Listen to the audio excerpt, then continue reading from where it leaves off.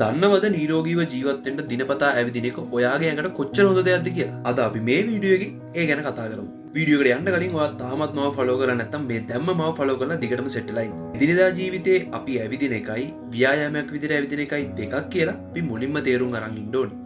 ව්‍යායාමයක් විදිහට ඇවිදින එක ඔයාගේ ශාරීරික සහ මානසික සෞඛ්‍යයට ගොඩක් වැදගත් දෙයක්. කොරියාවේ පර්යේෂකයන් පිරිසක් අධ්‍යයනයකින් හෙළි කරගෙන තියෙනවා දිනපතා විනාඩි 40ක් ඇවිදින එකෙන් ඔයාගේ රුධිර පීඩනය ක්‍රමවත් කරගන්න පුළුවන් වෙනවා කියලා. ඉතින් ඔයාටත් රුධිර පීඩනය තියෙනවා නම් දවසේ වෙලාවක් වෙන් කරගෙන ඇවිදින්න try කරන්න.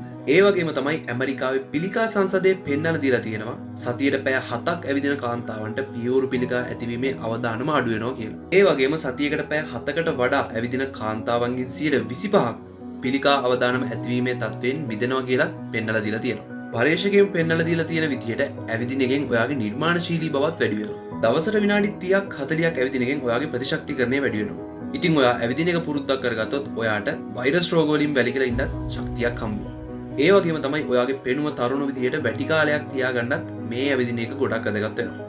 ඉතින් මේ වගේ ගොඩක් ප්‍රයෝජන ඔයාට ඇවිදින එකෙන් ඔයාගේ ජීවිතයට ළඟා කරගන්න පුළුවන්.